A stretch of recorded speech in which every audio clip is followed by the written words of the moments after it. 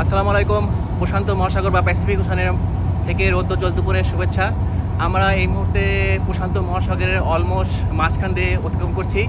আমাদের যাত্রাপথ চালু হয়েছিল পানামা থেকে, গন্তব্য চায়না পৌঁছাতে অলমোস্ট 25 দিন সময় লাগবে।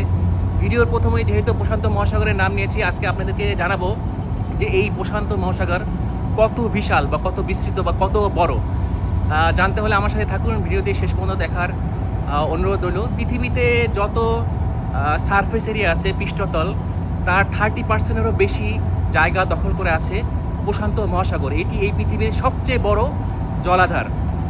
এটির বিস্তৃতা কেমন এটা মোটামুটি আইডিয়া দেই, তাহলে আপনারা ফিল করতে পারবেন। এটি প্রায় 6 কোটি বর্গ মাইল বা 15 কোটি 50 লক্ষ বর্গ কিলোমিটার চেয়েও বেশি বিস্তৃত। তাছাড়াও পৃথিবীতে যতগুলো মহাদেশ আছে, সবগুলো মহাদেশকে যদি একত্রিত করা হয়, তার যে পৃষ্ঠতল বা সারফেস এরিয়া হয়, তার চেয়ে প্রশান্ত মহাসাগরের বিশালতা বেশি। আরেকটি মহাসাগর সম্পর্কে আপনারা অনেকে অবগত আছেন, সেটি হলো আটলান্টিক মহাসাগর। আটলান্টিক মহাসাগরটি হলো পৃথিবীর দ্বিতীয় বৃহত্তম জলাধার। আটলান্টিক মহাসাগরে যে পরিমাণ পানি আছে, তার চেয়ে দ্বিগুণ পরিমাণ পানি এই প্রশান্ত মহাসাগর বা প্যাসিফিক ওশানে জুড়ে বিস্তৃত। চিন্তা করে দেখুন একবার যে কী পরিমাণ বিশাল এই মহাসাগর। এর কোনো কুল কিনারা নেই, অন্তহীন সমুদ্র যাকে বলা হয়। চারিদিকে পানি আর পানি, নীলচে পানি, কখনো কালচে পানি।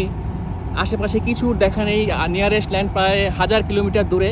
আমাদের এই মুহূর্তে সঙ্গী কিছু সামুদ্রিক পাখিগুলো এই আমাদের সাথে পানামা থেকে আমাদেরকে ফলো করছে। এছাড়া আশেপাশে কোনো ফিশিং ট্রলার, কোনো জাহাজ কিছুই দেখা যাচ্ছে না।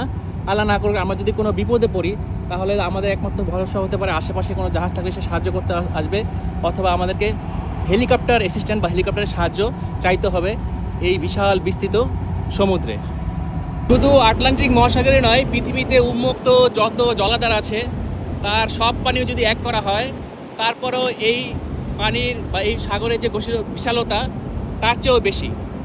এই বিশাল মহাসাগরটির নামকরণ করেছিলেন অভিযাত্রী কার্ডিনাল ম্যাগেলেন 1520 সালে। এই মহাসাগরটির নাম দিয়েছিলেন প্যাসিফিক। প্যাসিফিক শব্দের অর্থ হলো শান্ত, কারণ উনি যেই সময় এই সাগরটি এক্সপ্লোর বা আবিষ্কার করেছিলেন, ওই সময় সাগর শান্ত ছিল।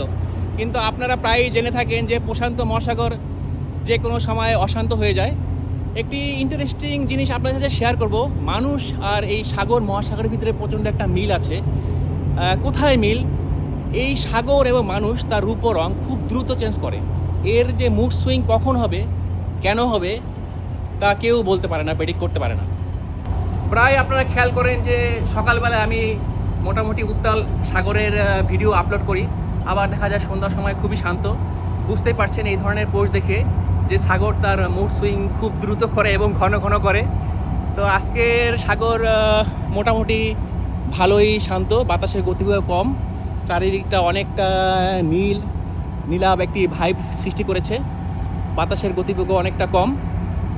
সূর্য মোটামুটি ক্লিয়ার সানলাইট দিচ্ছে সমস্ত দিন ধরে। এতক্ষণ আপনাদের সাথে ছিলাম আমি শাকিল, শিব হলো শাকিল পেজ থেকে।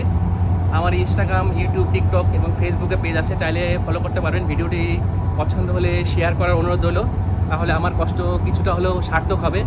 আপনাদের যে কোনো ধরনের কোশ্চেন থাকলে আমাকে করতে পারেন, আমি আগ্রহ নিয়ে সেই টপিক্সকে কেন্দ্র করে ভিডিও বানাবো ইনশাল্লাহ। তো সবার জন্য দোয়া ও শুভকামনা রইল। আর ভিডিও শেষ করার আগে বলি, ভিডিওটি বেশি বেশি শেয়ার করেন, তাহলে সবাই মহাসাগর সম্পর্কে অজানা তথ্য জানতে পারবেন। আর আপনাদের জন্য কমেন্টস করার জন্য একটি প্রশ্ন রেখে দিলাম যে এমন একটি বিশাল বিস্তৃত মহাসাগর, যার কয়েক হাজার কিলোমিটারের ভিতরেও ল্যান্ড নেই, আশেপাশে জাহাজে দেখা পাওয়া যাচ্ছে না, শুধু পানি আর পানি, অন্তহীন সমুদ্র, এই ধরনের জায়গায় আপনাদের আসলে বা ছেড়ে দিলে আপনারা কি করতেন? তো কাইন্ডলি কমেন্টস করে জানাবেন।